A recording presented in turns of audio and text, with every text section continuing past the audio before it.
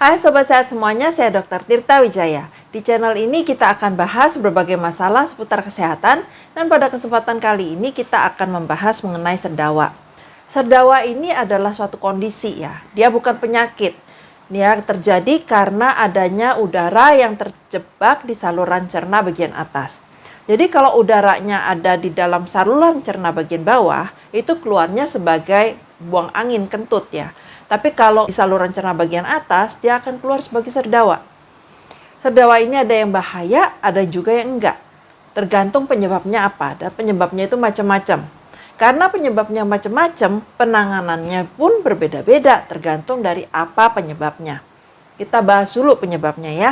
Secara garis besar, penyebab dari sendawa itu dikelompokkan menjadi dua. Satu, yang karena aktivitas tertelan udaranya, baik waktu kita makan atau minum tertelan. Dan yang kedua, itu karena kondisi medis, penyakit tertentu. Sebagian besar kasus sendawa terjadinya ya karena tertelan. Ini yang paling umum dan ini nggak berbahaya. Apa aja sih yang bisa menyebabkan kita menelan udara berlebihan? Macam-macam. Misalnya, kebiasaan makan atau minum sambil ngobrol, sambil ketawa-ketawa. Jadi kita makan, mulutnya itu mangap-mangap, masuk udaranya dan ikut ketelen. Nah kalau ini terjadi terus-menerus, udara yang tertelan ini ngumpul di saluran cerna di lambung dan akan keluar lagi kalau diaduk-aduk gitu ya, keluar lagi sebagai sendawa. Atau kebiasaan makan terlalu cepat. Karena kalau waktu makan kita terlalu cepat, kita cenderung banyak mangapnya, bukan banyakan diem mengunyah. Terus kebiasaan misalnya makan permen karet, karena makan permen karet itu kan ngecap-ngecap ya. Begitu yang kurang disadarin mungkin kebiasaan merokok. Karena waktu kita merokok itu kita nyedot. Dan kesedot itu ada yang masuk ke saluran cerna udaranya. Dan itu terperangkap dan akan dikeluarkan lagi sebagai sendawa. Kebiasaan lain yang bisa menyebabkan sendawa adalah mengonsumsi minuman beralkohol, minuman bersoda, atau makanan-makanan yang bisa menghasilkan gas di saluran cerna. Contoh makanannya itu brokoli, kacang-kacangan, bawang, udah gitu pemanis buatan. Itu waktu dicerna di dalam saluran cerna akan menghasilkan gas dan gas ini akan dikeluarkan sebagai sendawa. Terus ada juga yang disebabkan karena gangguan kecemasan atau stres emosional. Itu semua bisa meningkatkan terjadinya penumpukan gas di saluran cerna bagian atas yang akhirnya menyebabkan sendawa. Kalau pada bayi, sendawa ini bisa karena mereka itu minum susunya dalam kondisi berbaring. Sehingga waktu menelan, itu udara yang tertelan lebih banyak dibandingkan mereka yang posisinya duduk.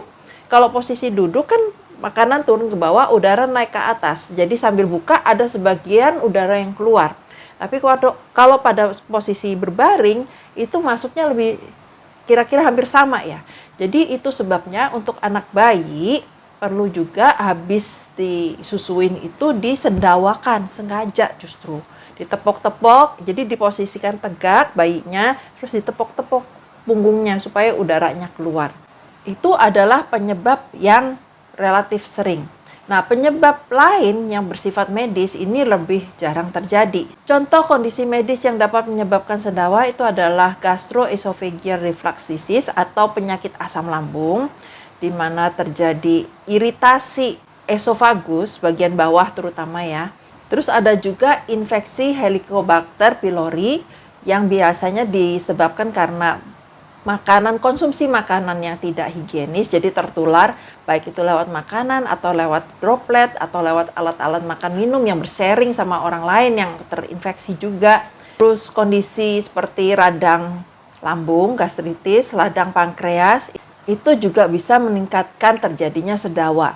Kalau yang lebih jarang lagi mungkin adalah celiac disease atau irritable bowel syndrome. Jadi untuk irritable bowel syndrome sebenarnya penyebabnya juga nggak diketahui pasti ya, tapi ini adalah suatu sindrom di mana orang itu mengalami gangguan saluran pencernaan. Bisa dia jadi sering buang air besar atau malah sebaliknya bisa juga jadi konstipasi. Penyebabnya diduga adalah karena masalah emosional ya, stres emosional. Tapi penyebab pastinya belum diketahui juga. Terus yang lebih jarang lagi itu adalah kanker saluran cerna, terutama kanker lambung. Penanganannya gimana? Ya tergantung penyebabnya apa. Kalau penyebabnya itu karena kebiasaan makan yang kurang baik, misalnya makannya mulutnya terbuka, ngecap-ngecap gitu ya. Ya penanganannya biasakan makan dengan mulut tertutup kunyahnya, supaya jangan banyak udara yang masuk. Kalau misalnya disebabkan kebiasaan makan sambil ngobrol, sambil ketawa, sambil ngakak, ya jangan. Hentikan kebiasaan buruk itu. Kalau misalnya kebiasaannya itu berupa sering nginang, sering ngunyah permen karet, atau sering makan permen yang lollipop itu kan masuk terus keluar, itu dia sama udara juga ikut masuk jadinya ya. Ya hentikan kebiasaan-kebiasaan buruk itu.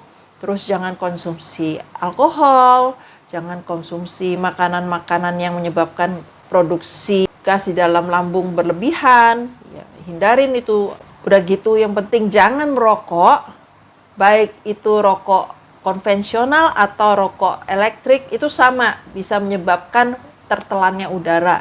Dan selain itu nggak ada untung-untungnya sih untuk merokok ini. Nah terus kalau yang disebabkan oleh kecemasan, oleh stres emosional, ya lakukanlah upaya untuk mengendalikan stres emosional atau kecemasan itu dengan baik. Memang ini nggak semudah ngomong ya. Ngomong kendalikan stres emosional itu gampang, tapi prakteknya itu nggak segampang itu. Tapi banyak cara yang bisa dilakukan untuk mengatasinya. Cari coping mechanism yang sesuai untuk sobat sehat. Jadi kalau misalnya mengalami masalah seperti ini, lakukan aktivitas positif yang bisa meredam, bisa menenangkan stres emosional tersebut. Ada orang yang sukanya lari, monggo silakan lari. Ada yang suka berenang, silakan. Ada yang kepengen nyanyi, boleh. Ada yang kepengen tidur, silakan.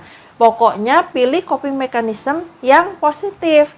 Jangan larinya ke narkoba, jangan larinya ke alkohol, jangan larinya ke hal-hal yang destruktif. Itu nanti namanya nambah masalah. Kalau misalnya nggak bisa ditanganin sendiri, sobat sehat carilah bantuan dari tenaga kesehatan profesional. Bisa ke psikolog, bisa ke psikiater. Pokoknya jangan dibiarkan berlarut-larut tanpa penyelesaian. Karena ini akan makin parah nantinya. Dan ditakutkan bukan hanya menyebabkan sedawa, tapi nanti ada hal-hal lain yang lebih buruk. Misalnya jadi depresi, jadi bunuh diri, macam-macam. Pokoknya kendalikanlah stres emosional, kecemasan itu dengan baik. Kalau perlu bantuan, cari bantuan. Nah, bagaimana kalau sendawanya itu disebabkan oleh kondisi medis? Ya tergantung kondisi medisnya itu apa. Kalau kondisi medisnya misalnya disebabkan oleh infeksi bakteri, seperti infeksi Helicobacter, ya obatnya tentu dengan antibiotik. Antibiotiknya apa? Ya tergantung lagi yang sensitif apa. Karena zaman sekarang banyak sekali bakteri yang udah resisten terhadap antibiotik. Jadi perlu dites. Ini apa yang bisa dipakai antibiotiknya. Kalau misalnya disebabkan karena penyakit asam lambung atau GERD, ya tentu perlu dilakukan perubahan gaya hidup supaya nggak terjadi reflux asam lambung. Kalau perlu dikasih obat untuk nurunin produksi asam lambung, obat untuk melindungi saluran cerna bagian atas dari asam lambung. Tapi perlu diingat bahwa sebaiknya obat-obatan ini nggak digunakan untuk jangka panjang, karena biar gimana itu ada efek sampingnya. Jadi tetap penanganan utamanya untuk penyakit asam lambung atau GERD adalah dengan perubahan gaya hidup. Saya ada beberapa video mengenai GERD. Mungkin sobat sehat sebaiknya lihat supaya penjelasannya lebih detail di video itu. Kalau penyebabnya adalah radang lambung, radang pankreas, ya memang bisa sih dikasih obat anti radang. Tapi alangkah baiknya kalau diobatin dari penyebabnya. Apa yang menyebabkan terjadinya gastritis? Apa yang menyebabkan terjadinya pankreatitis? Itu lebih baik dibandingkan pengobatan yang sifatnya simptomatik. Karena kalau penyebab awalnya itu nggak ditanganin dengan benar, dikasih obat simptomatik doang, anti radang doang, begitu obat ini habis efek kerjanya, tapi penyebabnya masih ada, keluhan akan kembali. Nah, penyebabnya apa? Perlu dicari. Untuk itu berobatlah ke dokter. supaya sama dokternya diperiksa benar-benar apa sih penyebabnya, supaya bisa dilakukan terapi yang sesuai dengan penyebabnya, terapi kausatif. Kalau sendawanya disebabkan oleh kanker lambung, penanganannya tentu tergantung dari kankernya itu sendiri. Dia udah stadium berapa, terus kondisi pasiennya seperti apa, respon tubuh pasiennya seperti apa. Dan ini pengobatannya macam-macam. Mungkin untuk kanker yang di stadium awal bisa dilakukan pengobatan yang lokal. Tapi kalau udah nyebar kemana-mana, mungkin diperlukan pengobatan yang sifatnya sistemik. Sekian sharing saya hari ini mengenai serdawa. Kalau Sobat Sehat suka dengan bahasan kesehatan semacam ini, bisa like video saya, subscribe di channel ini, dan aktifkan notification-nya dengan menekan tombol lonceng. Kalau Sobat Sehat ada pertanyaan seputar kesehatan, bisa langsung di komen aja, nanti kita akan bahas di video-video berikutnya. Semoga apa yang saya sharingkan hari ini bermanfaat dan jadi berkat. Sampai jumpa di video-video berikutnya. Salam sehat selalu!